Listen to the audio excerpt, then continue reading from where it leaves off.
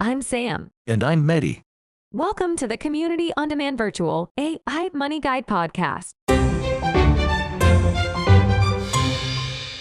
In this episode, we are continuing our deep dive on turning ideas into real solutions.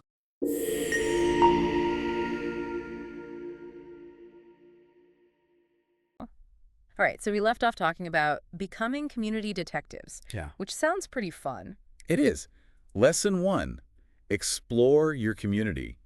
It's just like the foundation for the whole project. Yeah. Really understanding how food insecurity works in your specific area. So it's not just like food insecurity in general, it's about the specifics of your own community. Exactly. You're looking at everything like socioeconomic stuff, Mm-hmm. mapping out resources, even thinking about how like environmental things or even recent events could affect the food system. Wow, that's pretty comprehensive. It is. And they have those worksheets to help you. Right. The They're worksheet. good for like actually gathering the data, you know. Yeah. Like, figuring out where the food banks are, or community gardens, stuff like that. So you can get a clear picture of what's going on. Mm-hmm. I can see how that would help you come up with good solutions later, For sure. because you're not just talking about food insecurity in some textbook.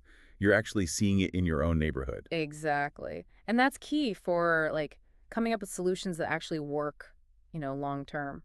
Solutions that are tailored to your community's specific needs. Right.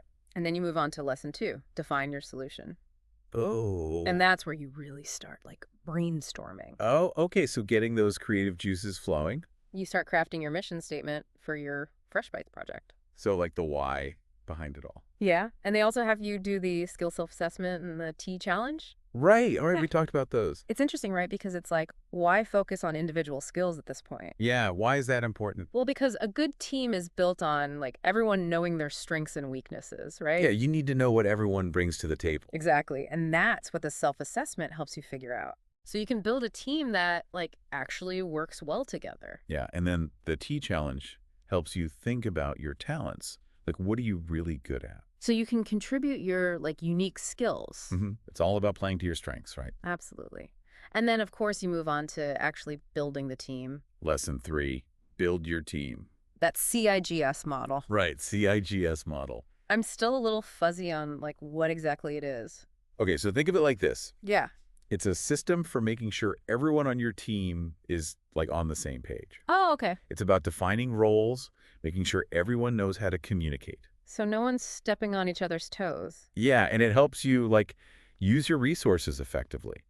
Making sure everyone's efforts are actually helping the project. So you're not just a group of people, you're a well-oiled machine. Exactly. And they have worksheets for that too, like for figuring out who should be the leader and stuff. Oh, that's helpful. It's like they're walking you through every step. They really do. Okay, so now you have your amazing team, and you're all working together smoothly. What's next? Whoa, time to talk money. Lesson 4, map your value. I love that title, Map Your Value. It's about thinking like an entrepreneur, Yeah. understanding how money works. Right, budgets and all that. Exactly. Uh-huh. And remember those activities, anatomy of a skill card and fueling our creative economy.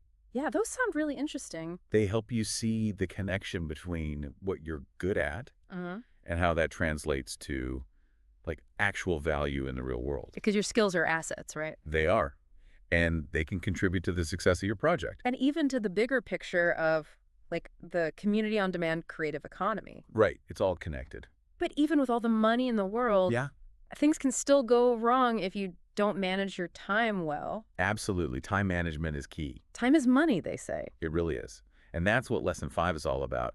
Manage your assets. Managing your time, right? Right. They go beyond just like giving you tips. They teach you a whole system for managing your time effectively. What kind of system? Well, they teach you how to like analyze how you're spending your time. So like being aware of where your time is going. Yeah. And then prioritizing tasks, making schedules, and of course, sticking to your budget. It sounds pretty comprehensive. It is. And the worksheets help you put it all into practice. So you're not just learning about it, you're actually doing it. Exactly. Okay, so you've got your team, you've got your plan, you're managing your time. Now what? Now it's time to share it with the world. Lesson 6, share your success.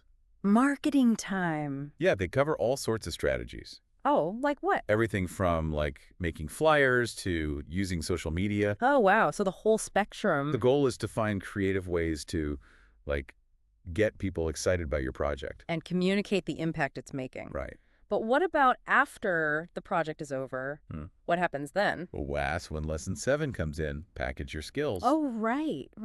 It's all about taking everything you've learned and like presenting yourself in a way that shows you're ready for the next step. So like for a job or college or whatever. Exactly. They help you write those like achievement statements, build your brand. So you can show off your accomplishments. And there are even those workforce readiness checklists. To make sure you're prepared for the real world. Yeah, it's like they're setting you up for success beyond just this project. I like that, thinking about the bigger picture. It's important. And then, of course, the big event. The final presentation. The community stakeholders meeting. Where you get to share your project with, like, real community leaders and stuff. It's your moment to shine. Yeah. To show them what you've accomplished and how you've made a difference. I bet that's both exciting and terrifying. Oh, definitely. But that's where your digital portfolio really comes in handy. Right, because it helps you present everything in a really clear and engaging way. Yeah, it's like your story, you know? Yeah. All laid out for everyone to see. So they can really understand the impact of your work. Exactly. Okay, we've gone through all 7 lessons now. Wow, that was a lot. And I'm just amazed by how much is packed into this one module. It is. It's like a mini entrepreneurship boot camp. It kind of is. But before we go any further, I'm curious. What are you finding most interesting so far? Well, I think the thing that really stands out to me is how practical it all is. Oh, yeah. It's not just about, like, learning theory. It's about actually doing something real. Making a real impact. Exactly. And this community on-demand creative economy, that's just fascinating to me. Oh, yeah, me too. It's like they've created a whole world for young entrepreneurs to, like, experiment and learn and make a difference. It's really cool. It is. And that's actually what we're going to be diving into next. Yeah, we're going to explore how this creative economy works. And how you can use your skills to, like, actually make a change in this simulated world. It's going to be fun. I can't wait. So stay tuned, everyone. We'll be back soon to unpack the community on-demand creative economy.